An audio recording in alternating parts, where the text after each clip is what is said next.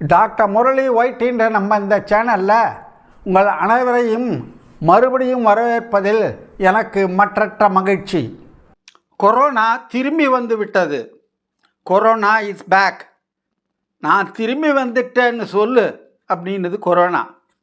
இப்போது ஜூன் 25 தலைப்புச் செய்திகளில் அடிபடுகிறது. புதுசாக என்ன பயப்படணுமா இல்லை தயாராகணுமா? இது சக்தி வாய்ந்ததா? தடுப்பூசி போடணுமா? எப்படி தப்பிக்கிறது? எல்லாத்தையும் சுலபமாக புரிஞ்சுக்கிற மாதிரி இந்த வீடியோவில் பார்க்கலாம். எத்தனை கேஸு இப்போ இந்தியாவில் இருக்குது? தமிழ்நாட்டில் என்ன நிலவரம்? புதிய உருமாறிகள் வேரியன்ஸ் என்னென்ன? வேக்சின் நிலவரம் எப்படி? இந்த ஆபத்திலிருந்து தப்பிக்கிறது? ரிஸ்கி பாப்புலேஷன் எது? இது எல்லாத்தையும் பார்க்கலாம். வழக்கம் போல் குவிஸும் மினி ட்ரிட்பிட்ஸும் கடைசியில் இருக்கவே இருக்குது.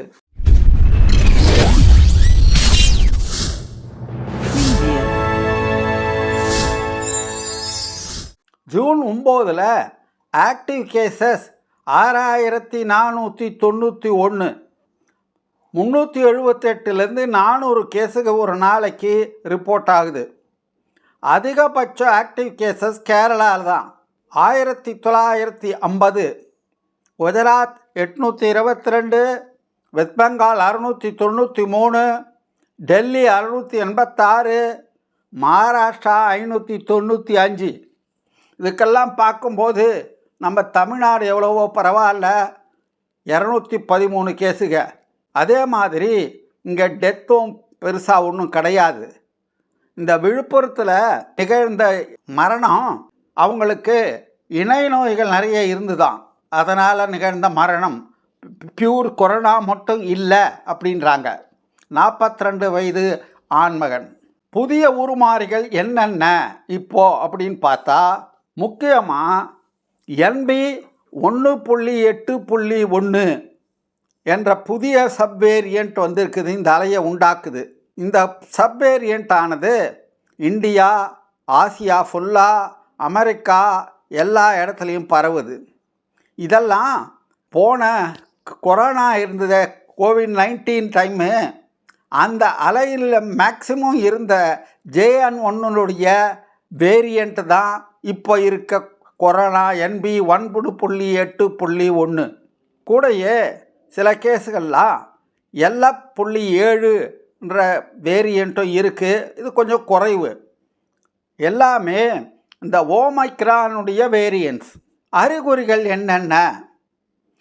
இப்போ எல்லாருக்குமே ரொம்ப மிதமான அறிகுறிகள் தான் இருக்குது.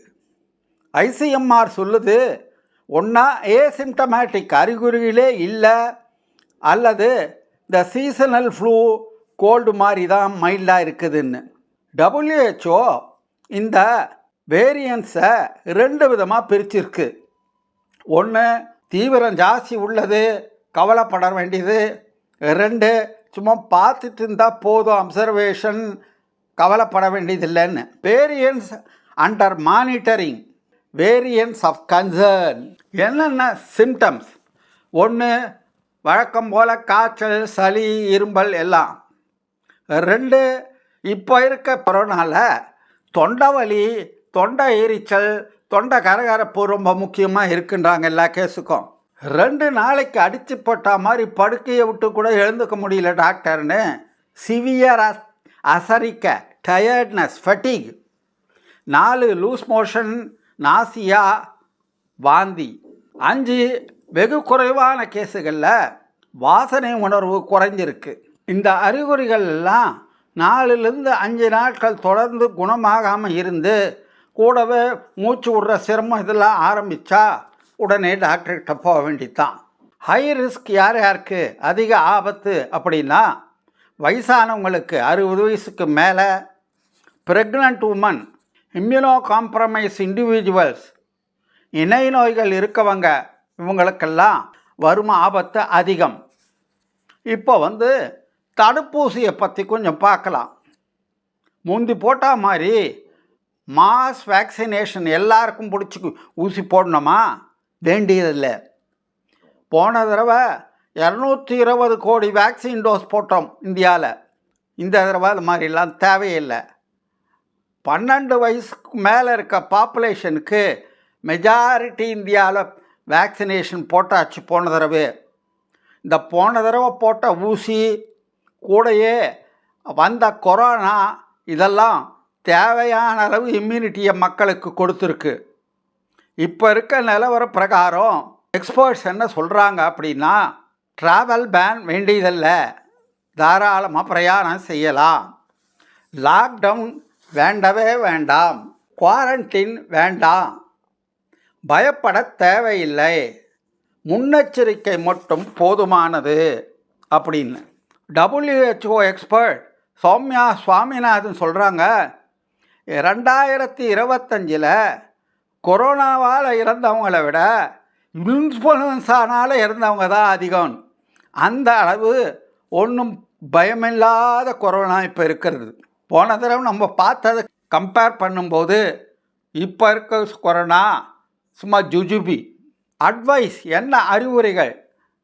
நம்ம ஸ்டாண்டர்ட் SMS தான். கூட்டம் இருக்க நேரங்களில், கூட்டம் இருக்க சுற்றுப்புற சூழ்நிலைகளில் மாஸ்க் அணியணும். கொரோனா வந்தவங்களை தனிமைப்படுத்தி டெஸ்ட் செஞ்சு சிம்டம் இருந்தால் ட்ரீட் பண்ணணும்.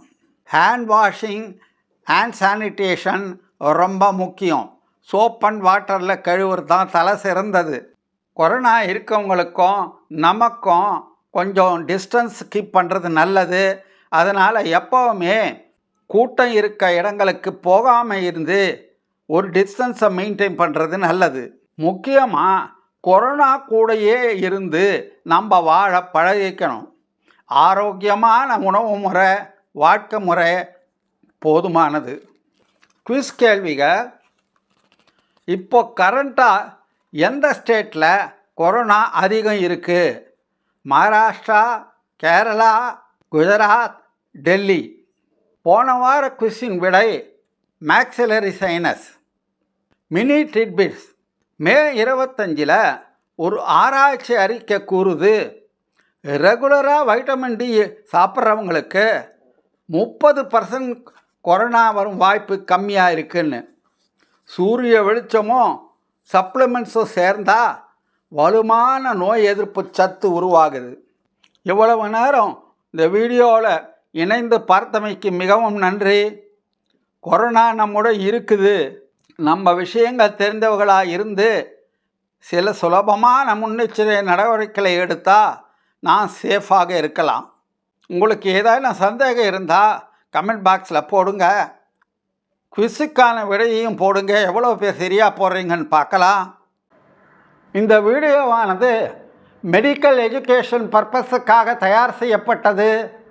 ப்ரொஃபஷனல் மெடிக்கல் கவுன்சிலிங்கோ, டயக்னோசிஸ்க்கோ, ட்ரீட்மெண்ட்டுக்கோ இது ஒரு மாற்று அல்ல. தேவைப்படுவோர் அருகிலுள்ள மருத்துவமனைக்கு சென்று தங்களுக்கு தேவையான ஆலோசனைகளை, ட்ரீட்மெண்ட்டை பெற்றுக்கொள்ள வேண்டும். காணொளி உங்களுக்கு பிடித்திருக்கும் என்று நினைக்கிறேன். லைக் பண்ணுங்கள், சப்ஸ்கிரைப் பண்ணுங்கள், பக்கத்தில் இருக்கிற பெல் பட்டனை அழுத்தி ஆலை டிக் பண்ணுங்கள். அப்போ தான் எல்லா நோட்டிஃபிகேஷன் உங்களுக்கு உடனுக்குடனே வந்து சேரும். ஷேர் பண்ணுங்கள். உங்களுடைய கமெண்ட்ஸை, டவுட்ஸை, சஜஷன்ஸை கமெண்ட் பாக்ஸில் ட்ராப் பண்ணுங்கள். அடுத்த வாரம் உங்களுக்கு எந்த டாப்பிக்கை பற்றி டிஸ்கஸ் பண்ணலாம் அப்படின்றதையும் கமெண்ட் பாக்ஸில் போடுங்க. என்னுடன் இணைந்தமைக்கு மிக்க நன்றி. ஒரு இன்ட்ரெஸ்டிங் டாப்பிக்கோடு வந்து சந்திக்கிறேன். Until then, bye.